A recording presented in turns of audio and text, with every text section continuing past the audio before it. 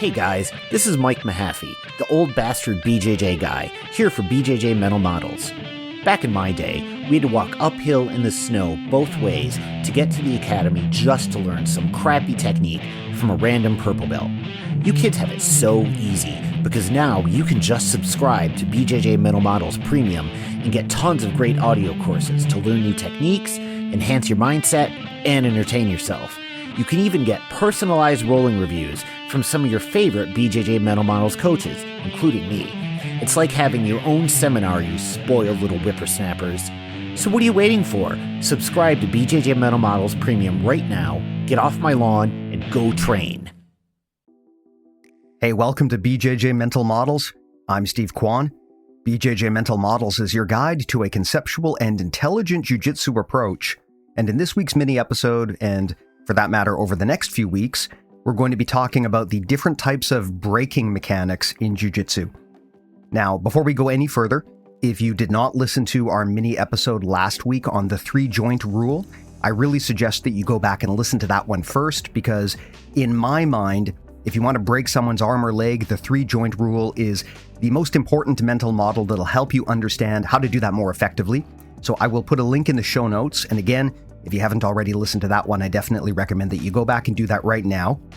All of that said, if you have already done so, let's talk about breaking mechanics in jiu-jitsu. So in the past, we talked about the different types of choking mechanics in jiu-jitsu, the different ways that you can get a submission through a choke or otherwise attacking the neck. This time, we're going to talk about breaking mechanics that you would use on the arms or on the legs. Now, if we want to be really pedantic, it makes sense to bring up that a lot of the submissions that we do against arms or legs aren't really breaks. They're actually more like tears. If you armbar someone or kimura someone, you're not actually breaking bones, you're trying to tear soft tissue. So Lachlan Giles will sometimes refer to these as tearing submissions instead of breaking. That said, though, I think that for most people, referring to them as a break is probably clearer, so I will do that here. There are several different types of breaks that you can do against someone's limbs in jiu-jitsu, and today we're going to be talking about the first and probably simplest type, which is a linear break. A linear break is where you break an arm or a leg in a straight line. This is going to be really basic stuff, so odds are you probably understand this to some extent already, but I'm going to cover it anyway because it'll give a point of comparison when we talk about the other types of breaks in future episodes, and that way you'll be able to draw a contrast better. So the main ways that you're going to break someone's arm or leg in a linear fashion is with an armbar or a knee bar. Of course, there's a lot of different variations of this. With the armbar especially, we have straight arm locks, inverted arm locks, choi bars. There's a lot of different ways that you can straight arm lock someone. Similarly, there are many, many variations to the knee bar. But the idea is that you take someone's limb, you extend it out in a straight line until the middle joint locks, meaning the elbow or the knee, and then you just keep bending it in that direction past its natural range of motion, which tears the tissue. That's a linear break. One of the things that's really great about linear breaks like arm bars and knee bars is that they're very intuitive. They're easy to understand. The downside, though, is that when you do a linear break, you're working against very powerful muscle groups. If I'm trying to armbar you, I've got to defeat your bicep curl. If I'm trying to knee bar you, the muscles in your leg, like the hamstring, can make it hard for me to hyperextend that leg. So although these submissions are easy to understand, they're not always the easiest to do. That said, though, if you apply overwhelming force against an arm or a leg, even if the person is much bigger than you, you can probably still get the submission. And by overwhelming force, what I mean is use all of the parts of your body against that one limb. A very common beginner mistake for arm bars or knee bars is trying to do the submission with your hands, where you're basically pulling the arm or the leg with your hands to hyperextend. If you do that, you're really only using two of your weapons, which is your arms. When you do a linear break, you want to put all of your body into it. You want to be using both of your arms, both of your legs, you want to be using your core.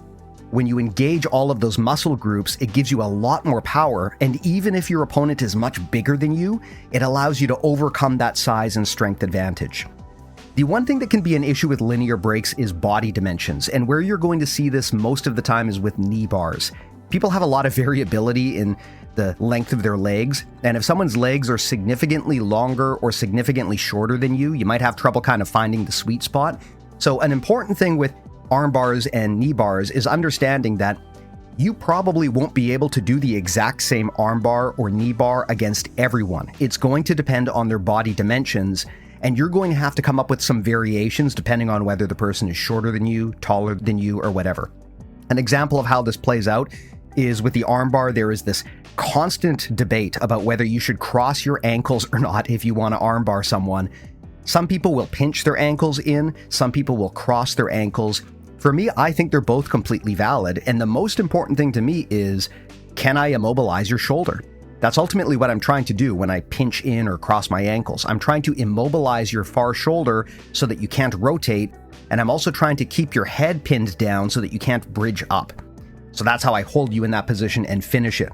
And what approach I take is going to depend on our relative body sizes. So for example, if I am much bigger than you, I may find that if I just pinch my heels into your neck and into your armpit, that you still have enough space to hitchhiker out of there. Whereas if I cross my ankles, I might find that to be better to hold a smaller opponent in place.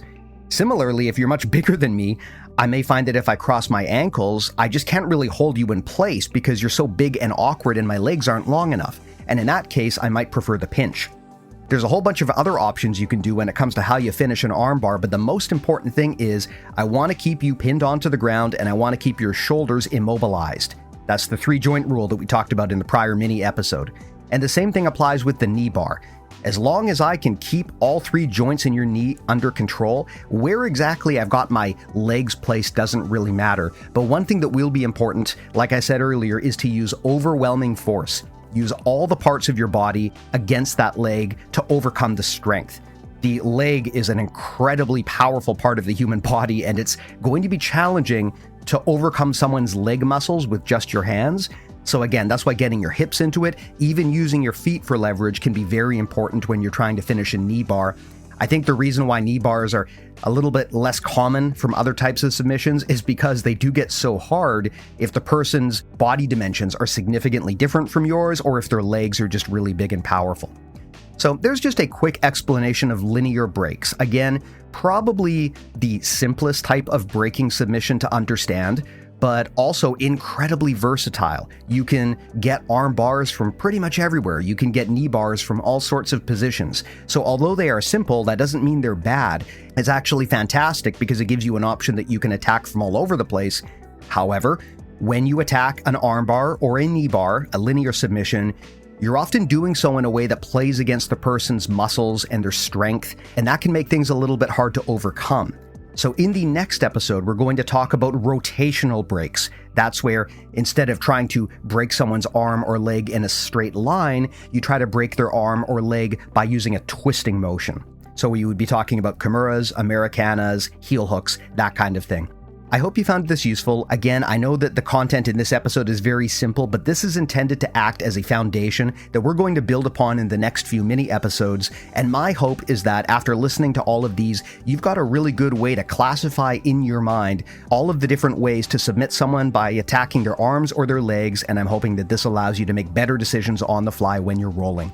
Thanks again for listening. If you want all of the episodes of BJJ Mental Models, they're all free. You can get them at bjjmentalmodels.com. I also suggest signing up to our awesome newsletter. And please, if you haven't already, do consider checking out our premium services. It's worth your time. The first week is free, so there's no risk to trying it. And if, like many other people, you give it a go, you might find that it completely changes the trajectory of your jiu-jitsu journey forever.